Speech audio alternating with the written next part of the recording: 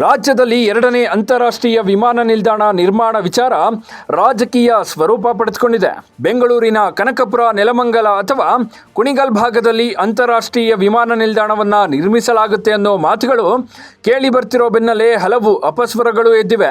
ಈಗಾಗಲೇ airport authority of ಇಂಡಿಯಾದ ಅಧಿಕಾರಿಗಳು ಏರ್ಪೋರ್ಟ್ ನಿರ್ಮಾಣಕ್ಕೆ ಸೂಕ್ತವಾದ ಸ್ಥಳವನ್ನು ನಿಗದಿ ಮಾಡಲು ಪರಿಶೀಲನೆ ಆರಂಭಿಸಿದ್ದಾರೆ. ಹೀಗಿರುವಾಗ ಏರ್ಪೋರ್ಟ್ ನಿರ್ಮಾಣದ ವಿಚಾರದಲ್ಲಿ ಉತ್ತರ ಕರ್ನಾಟಕ ಭಾಗಕ್ಕೆ ಅನ್ಯಾಯವಾಗಿದೆ ಅನ್ನೋ ಅಸಮಾಧಾನಗಳು ಹೊರಬೀಳ್ತಿವೆ. ಡಿಸಿಎಂ ಡಿಕೆಶಿ ಒತ್ತಡದಿಂದಲೇ ಕನಕಪುರ ರಸ್ತೆ ಭಾಗದಲ್ಲಿ ವಿಮಾನ ನಿಲ್ದಾಣ ನಿರ್ಮಾಣಕ್ಕೆ ಸ್ಥಳ ಪರಿಶೀಲನೆ ಮಾಡಲಾಗ್ತಿದೆ. ಇದರಿಂದ ಉತ್ತರ ಕರ್ನಾಟಕ ಭಾಗಕ್ಕೆ ಅನ್ಯಾಯವಾಗ್ತಿದೆ.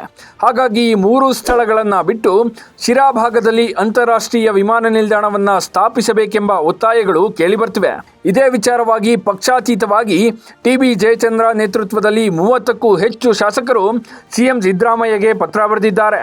ತುಮಕೂರು ಅಥವಾ ಶಿರಾ ಭಾಗದಲ್ಲೇ ವಿಮಾನ ನಿಲ್ದಾಣ ನಿರ್ಮಾಣ ಮಾಡಬೇಕೆಂಬ ಕೂಗಿಗೆ ಸಚಿವ ಸತೀಶ್ ಜಾರಕಿಹೊಳಿ ಕೂಡ ಧನಿಗೂಡಿಸಿದ್ದು, ಅಧಿಕಾರಿಗಳು ಶಿರಾದಲ್ಲಿ ಸ್ಥಳ ಪರಿಶೀಲನೆ ಮಾಡಿಲ್ಲ ಅಂತ ಬೇಸರ ಹೊರಹಾಕಿದ್ದಾರೆ. ಇತ್ತ ಶಿರಾದಲ್ಲಿ ಮೂಲ ಸೌಕರ್ಯ ಇಲ್ಲ ಅಂತ ಸಚಿವ ಎಂ.ಬಿ. ಪಾಟೀಲ್ ವಿರೋಧ ವ್ಯಕ್ತಪಡಿಸಿದ್ದಾರೆ. ಒಟ್ನಲ್ಲಿ ವಿಮಾನ ನಿಲ್ದಾಣ ನಿರ್ಮಾಣ ವಿಚಾರದಲ್ಲಿ ಕೈಪಾಳ್ಯದಲ್ಲಿ ಅಸಮಾಧಾನದ ಹೊಗೆಯಾಡ್ತಿದ್ದು, ಯಾವ ಸ್ಥಳವನ್ನ ನಿರ್ಧರಿಸುತ್ತಾರೆ ಅನ್ನೋದು ಕಾದು ನೋಡಬೇಕಿದೆ.